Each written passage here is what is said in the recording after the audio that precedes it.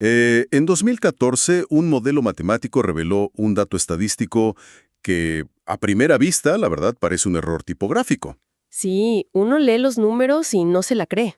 O sea, demostró que un solo país, en este caso Colombia, estaba básicamente dejando podrir o literalmente quemando 416,000 toneladas de su recurso energético más valioso cada año. Una locura. Y todo porque, pues, este recurso tiene el aspecto de basura agrícola. Exacto. Específicamente estamos hablando de los tallos secos y las ramas que sobran de los arbustos de café. Ajá. Y en nuestra exploración a fondo de hoy vamos a desmenuzar un artículo de investigación súper interesante de Duarte y sus colegas que fue publicado en la revista científica Energy. Un artículo fascinante, la verdad. Y el objetivo de este análisis a fondo es descubrir cómo transformaron este desecho aparentemente inútil en el combustible del futuro.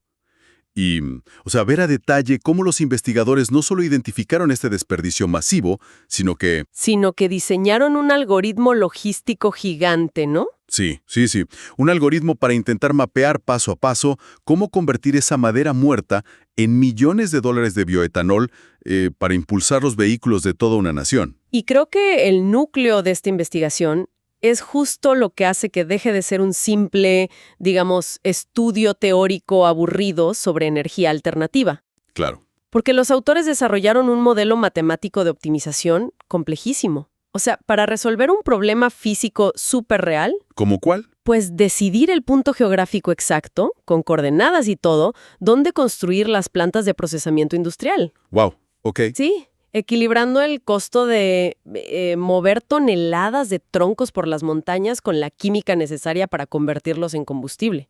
O sea, no es solo un tema de ecología. No, para nada. Es controlar todo el flujo de materiales, desde la granja hasta la estación de servicio.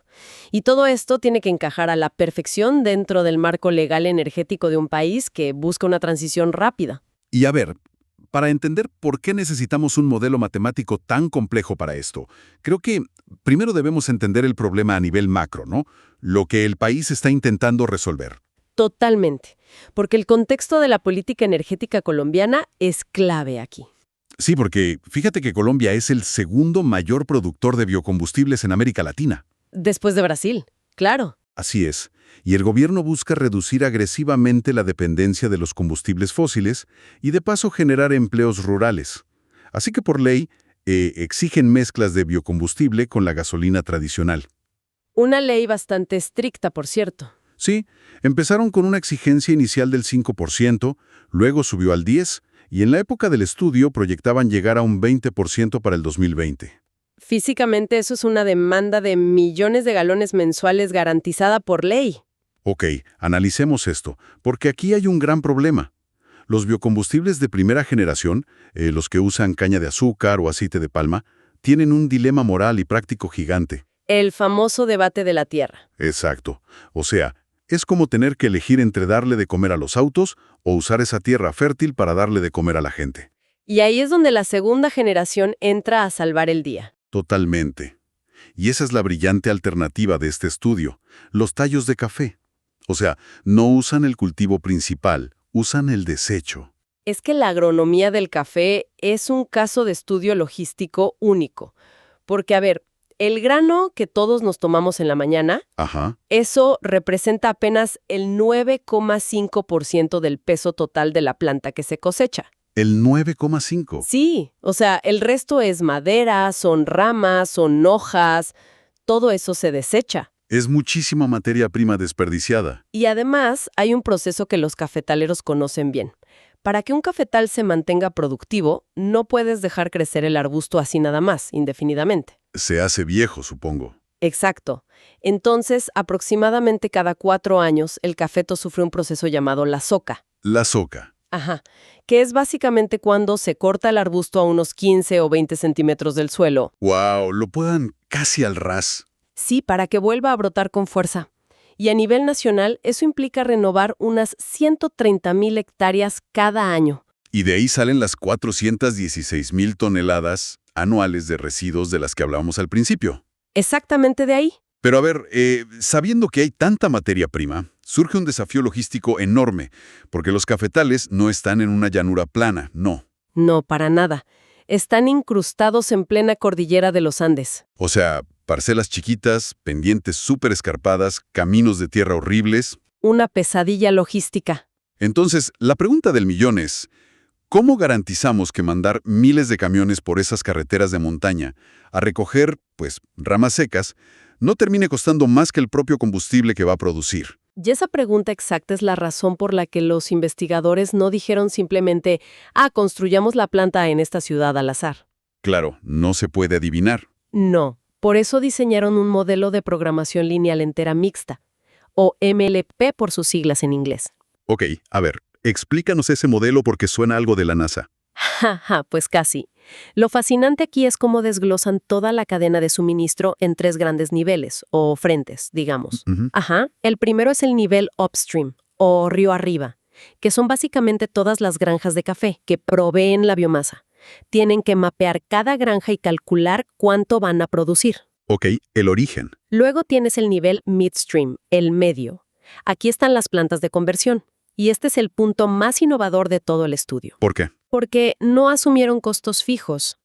Los investigadores conectaron su algoritmo logístico con un software de simulación de ingeniería química llamado Aspen. Espera, ¿un simulador químico dentro de un modelo logístico? Exactamente.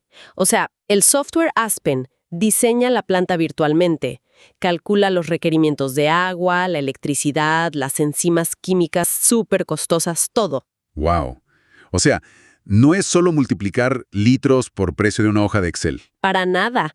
Aspen te dice exactamente cuánto cuesta el proceso químico para romper la madera del café, que es súper dura, por cierto.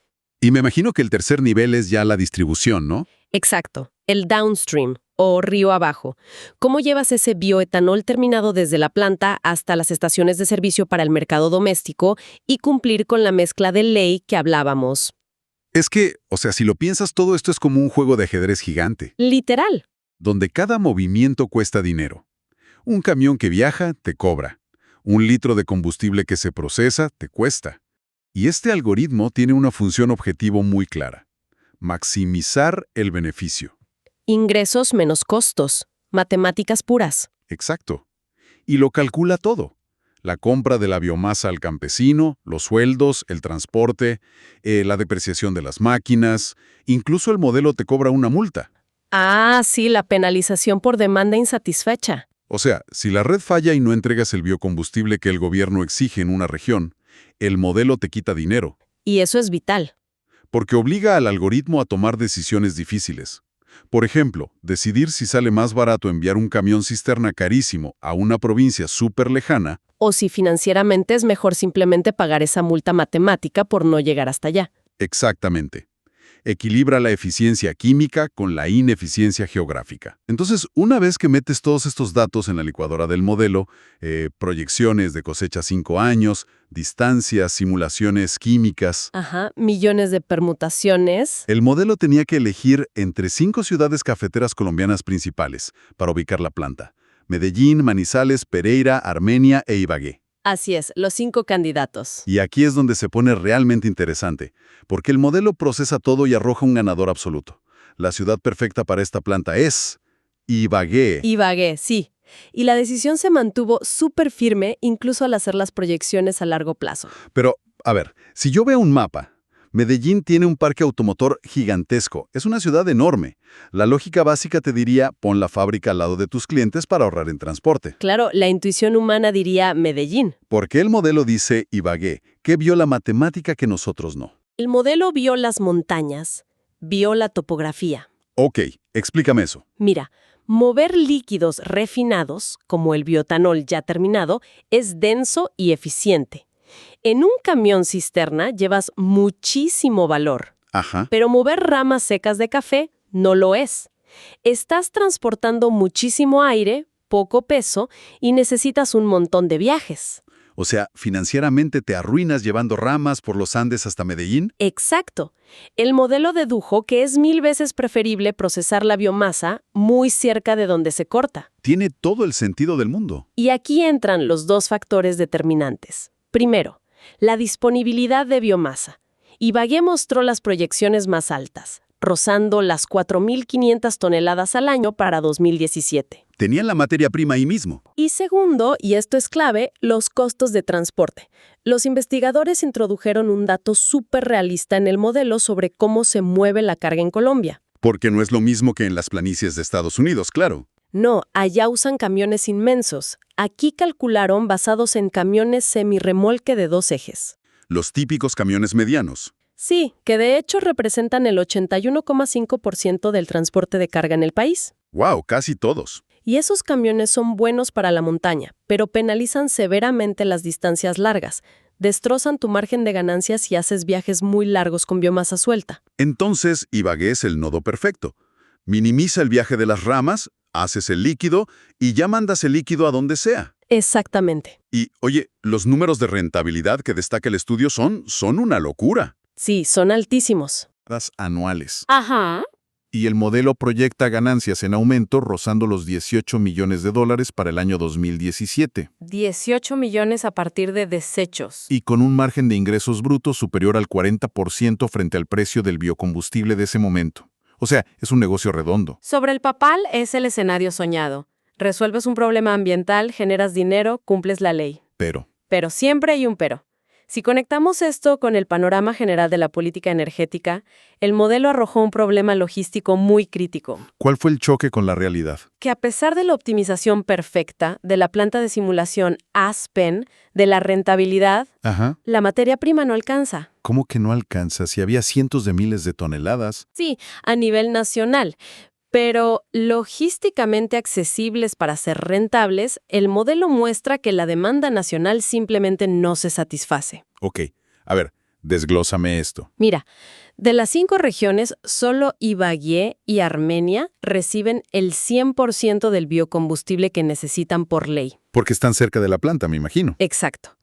Pereira logra abastecerse parcialmente, le llega un poco. ¿Ok? Pero ciudades enormes, con una demanda gigantesca como Manizales y, otra vez, Medellín, se quedan en cero. ¿Ceros? Cero absoluto. El algoritmo decide que es más barato no mandarles nada y asumir que la demanda simplemente no se cumple. O sea, espera. Entonces, ¿qué significa todo esto? Pues, Si una ciudad del tamaño de Medellín se queda sin suministro de combustible ecológico, significa que el modelo matemático fracasó o que la idea de usar residuos agrícolas no sirve. no, para nada.